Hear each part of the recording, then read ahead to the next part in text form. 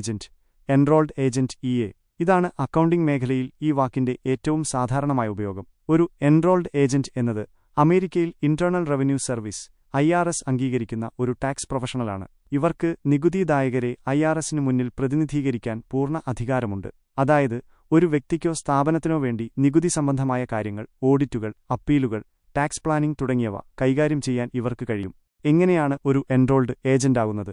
IRS നടത്തുന്ന ഒരു പ്രത്യേക പരീക്ഷ, സ്പെഷ്യൽ എൻറോൾമെന്റ് എക്സാമിനേഷൻ SEE പാസ്സാകണം. ഈ പരീക്ഷയിൽ വ്യക്തിഗത നികുതി, ബിസിനസ് നികുതി, നികുതിയുമായി ബന്ധപ്പെട്ട നടപടിക്രമങ്ങൾ എന്നിവയെക്കുറിച്ചുള്ള അറിവ് വിലയിരുത്തും. അല്ലെങ്കിൽ IRSൽ നികുതി നിയമങ്ങൾ കൈകാര്യം ചെയ്തുള്ള മതിയായ പ്രവൃത്തിപരിചയം വേണം. എത്തിക്കൽ നിലവാരം പാലിക്കുകയും ഓരോ 3 വർഷത്തിലും നിശ്ചിത മണിക്കൂർ തുടർ വിദ്യാഭ്യാസം കണ്ടിന്യൂയിങ് എഡ്യൂക്കേഷൻ പൂർത്തിയാക്കുകയും വേണം. പ്രധാന പ്രത്യേകതകൾ: ഇവർക്ക് CPA സർട്ടിഫൈഡ് പബ്ലിക് അക്കൗണ്ടന്റിനെപ്പോലെ ഒരു സംസ്ഥാനത്തിന്റെ പരിധിയിലല്ലാതെ ഫെഡറൽ തലത്തിൽ നികുതി കാര്യങ്ങളിൽ പ്രതിനിധീകരിക്കാൻ കഴിയും. പ്രധാനമായും നികുതി കാര്യങ്ങളിലാണ് ഇവർക്ക് വൈദഗ്ധ്യം. സാമ്പത്തിക പ്രസ്താവനകളുടെ ഓഡിറ്റിംഗ് പോലുള്ള കാര്യങ്ങൾ സാധാരണയായി ഇവരുടെ പരിധിയിൽ വരില്ല.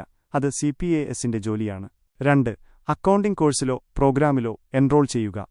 എൻറോളിംഗ് in an accounting course programme.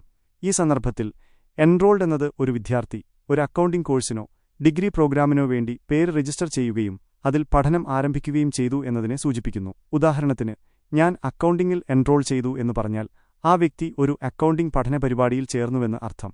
ഇതൊരു വിദ്യാഭ്യാസപരമായ കാര്യമാണ്. ഒരു അക്കൗണ്ടന്റ് ആകാൻ ആഗ്രഹിക്കുന്ന ഒരു വ്യക്തി യൂണിവേഴ്സിറ്റിയിലോ കോളേജിലോ ഒരു അക്കൗണ്ടിംഗ് ബിരുദ കോഴ്സിന് ചേരുമ്പോൾ അദ്ദേഹം ആ കോഴ്സിൽ എൻറോൾ ചെയ്തു എന്ന് പറയുന്നു. ചുരുക്കത്തിൽ, അക്കൗണ്ടിംഗ് മേഖലയിൽ എൻറോൾഡ് എന്ന് കേൾക്കുമ്പോൾ അത് മിക്കവാറും ഒരു നികുതി വിദഗ്ധനായ എൻറോൾഡ് ഏജന്റിനെക്കുറിച്ചോ അല്ലെങ്കിൽ ഒരാൾ ഒരു അക്കൗണ്ടിംഗ് കോഴ്സിന് ചേർന്നതിനെക്കുറിച്ചോ ആയിരിക്കും. സന്ദർഭം വ്യക്തമാക്കിയാൽ ഏതാണ് ഉദ്ദേശിക്കുന്നത്?